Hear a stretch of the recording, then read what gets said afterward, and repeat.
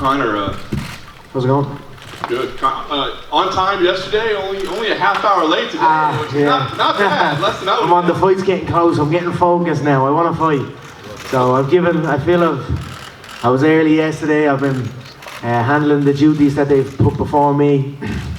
So give me a little bit of slack, please. I was going to praise you. Thank you. Good man. Thank you. Talk about yesterday, man, the press conference. I think it took a lot of people by surprise, right? The energy that was in there was obviously your first time back in front of the big crowd. There's no can throwing. There's no yelling at anybody. What did you make of yesterday and the energy there? I have to say I enjoyed it. I mean, it was good.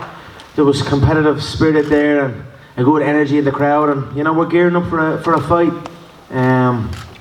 I just react, like I said yesterday, I react how the situation is, and the situation has been good, so it's been respectful, a welcome change, right, so happy days. I was going to say a welcome change. I wonder, do you find this more pleasurable? I mean, I think in the past, man, you've had the weight of the world on your shoulders as you're, creating these rivalries and making these intense battles that everybody wants to tune in for. Is this better? Oh, there's still pressure here, right? There's still weight on the shoulders, so I enjoy it. I enjoy these moments. This is what I love to do, right? So it's good to be back.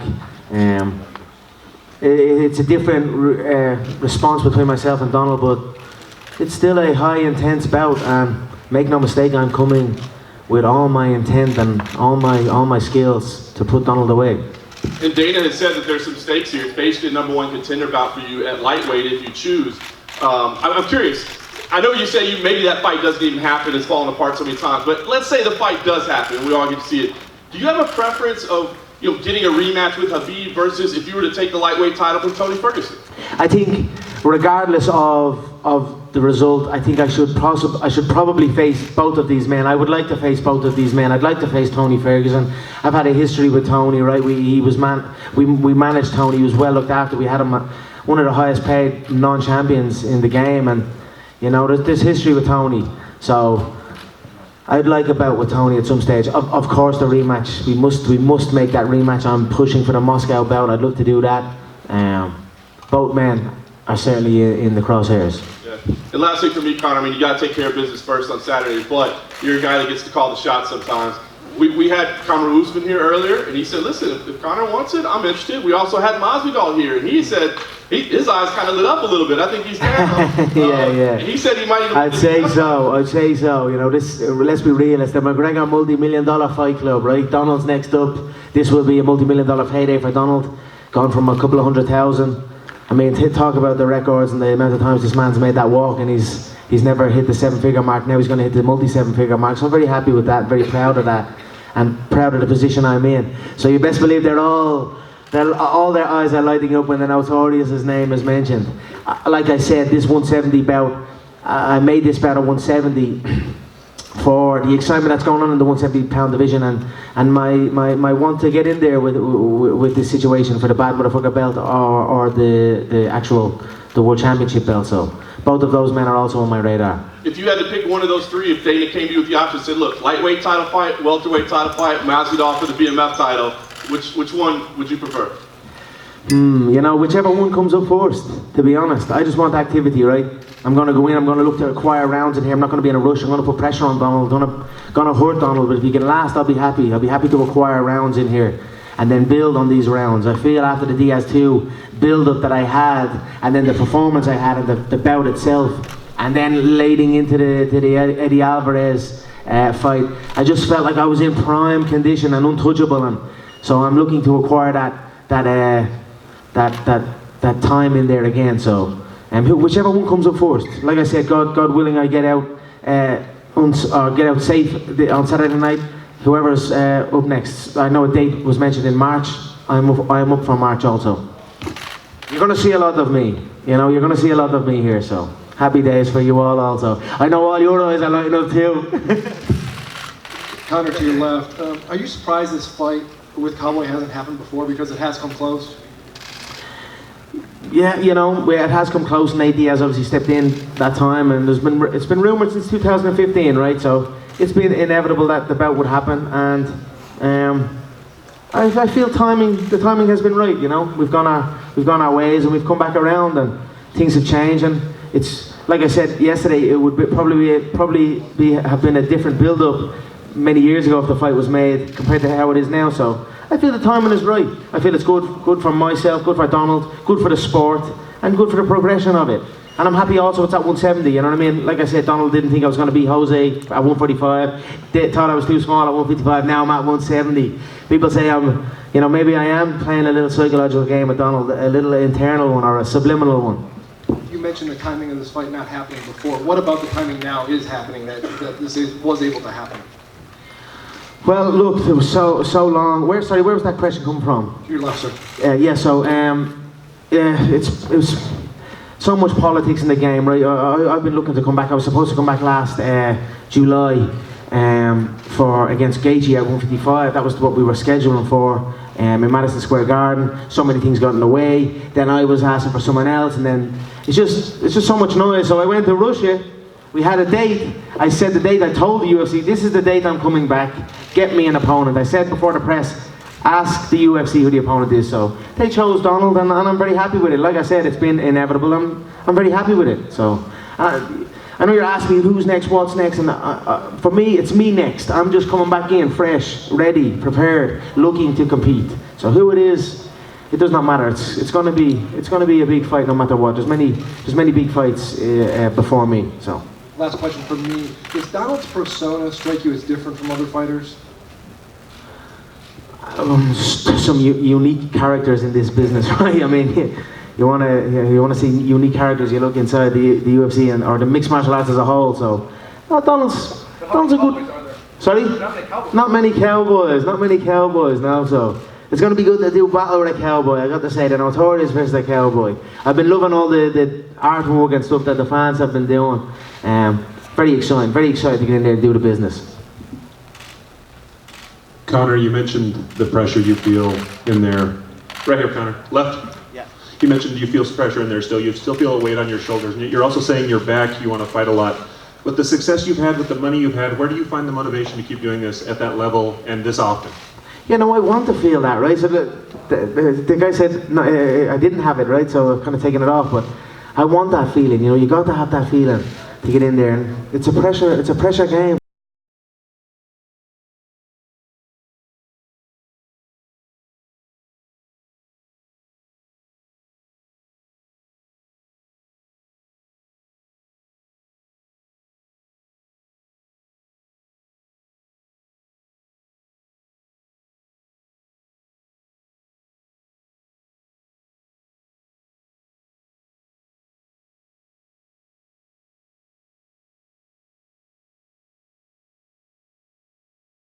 Been like? I mean, I think you've experienced something that a lot of us can't even wrap our heads around, that you came, no one knew who you were, and now, the last 4 years you've been one of the most famous people on the planet. What has that been like? I always said fuck the fame, right? I never got in it for the fame. It's just been a necessary part of it, and it certainly has its pros and cons. And I think one day maybe I'll just log off and do a back step out of it all, because it is a wild game, and sometimes sometimes it's tough, but I'm very grateful for the position I am in. I'm very grateful for the support I have of the people. If it brings in some bad, I just think if I keep my focus right and my positivity sharp and keep the people that I respect around me, that will overcome all of that. So that's where I'm at with that now. What is the bad? Can you give me an example of just something that is a negative about it? There you go. I want to keep the positive. Look. You know what the bad is. You know what the bad comes with this life. Sometimes it feels like a witch hunt at times. You know what I mean? And sometimes it's not so much me. I'm cool with it for being me. I understand it. It's the people. It's my family and things like that. It gets a little bit heavy at times. But I understand that it's a necessary evil, and I also understand people have real problems. This is not a real problem. I rolled up in a bleeding Rolls Royce truck. My family's back home. My son is playing in the pool in our Vegas home. People have real problems, so I'm very, very blessed. And although it comes with its downsides, the upsides outweigh that, and I'm very, very, very proud and grateful of that. The Instagram post that you put up that said, "Whoever shoots first is a cow bitch." Can you explain what prompted that? What was going through your head? Yeah, just having a little bit of fun with it, right? You know, I know Donald's saying, oh, I'm not going to shoot, and we'll see what'll happen on the night. So just playing games with it. It's going to be a good bout, and I'm excited. When I hear you talk about boxing and winning a world title, and you got some boxing coaches in your corner for this fight, do you envision, could there be a point in time where you're actually more active in boxing than you are in mixed martial arts? Oh, it'll be hard to leave the MMA game fully, you know. I think that's a great aspiration to have, you know, to achieve that world boxing title. What a feather in the cap that would be, to be a dual weight, multiple time dual weight mixed martial arts world champion, and then to acquire a boxing world title. So that's something, you know, I always look to aspire bigger and reach higher and aim for the stars. And like I said, with activity, with consistency, and with structure, I can do anything, like I have done already. So. And last question from me, on the Countdown show, Kavanaugh said that when your student accomplishes everything he wants to accomplish, that's the worst day, because then how are you going to motivate? And he said that you found it that you just want to be the best version of yourself. And I understand what John's saying there, but you've also always struck me as somebody who needs concrete goals. You know, you need things to specific things to aspire to. Is that true, or is it just being the best version of yourself? Yeah, no, that is. But that's he's very correct. I want to be the best version of myself, and everyone's saying they want the old Conor, the 2016 Conor, or the Conor that fought Eddie, and I feel I'm in a better place than that. I'm better skill set than that. I'm more experienced. So that's certainly a drive of mine, to be a better version of myself. And then I use the goals and I have the aspirations to help me achieve that and help me to push the boundaries. Because without a set goal, you know, it'd be very hard to really push through the limits that you need to push to get to this level. So we've had a phenomenal camp this camp. Like, it has really been. I take my hat off to my entire team. We put into some amazing work, and we're only at the start of it. Conor, over here to your left, you mentioned wanting to box, but how soon do you want to get into a boxing ring? Is that the next time we're going to see you fight? Is it going to be boxing, or is it going to be UFC again?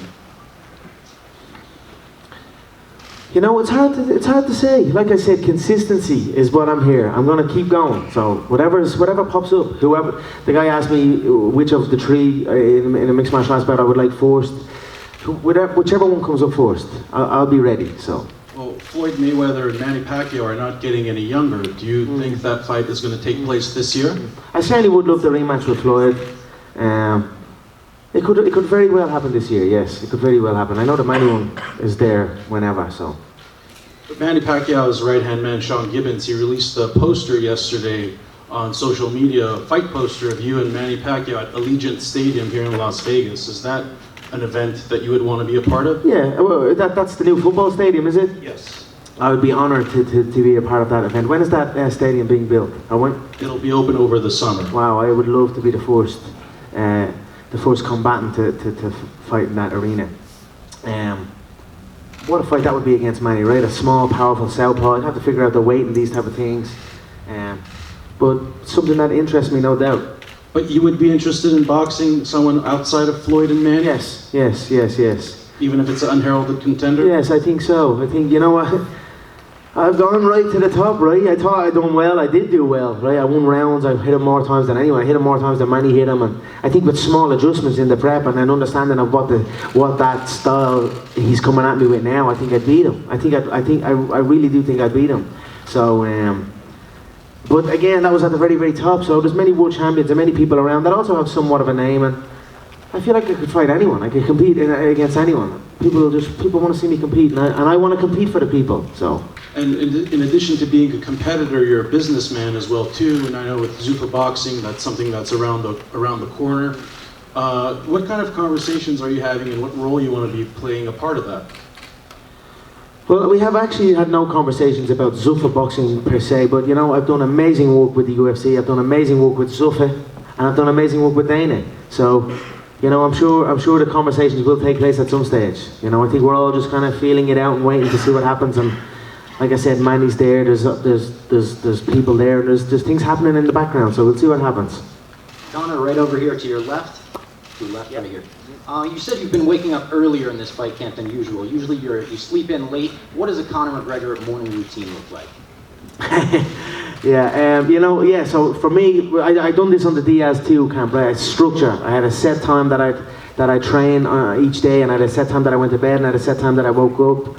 and I replicated that again. I'm just going to make that my, you know what, it happened actually naturally, to be honest, with the kids. I couldn't stay up late and stay in bed. The kids would be running around jumping on top of me then, do you know what I mean? So it just happened naturally, and then I just regimented it a bit more. I said, okay, I'm going to make it a specific time.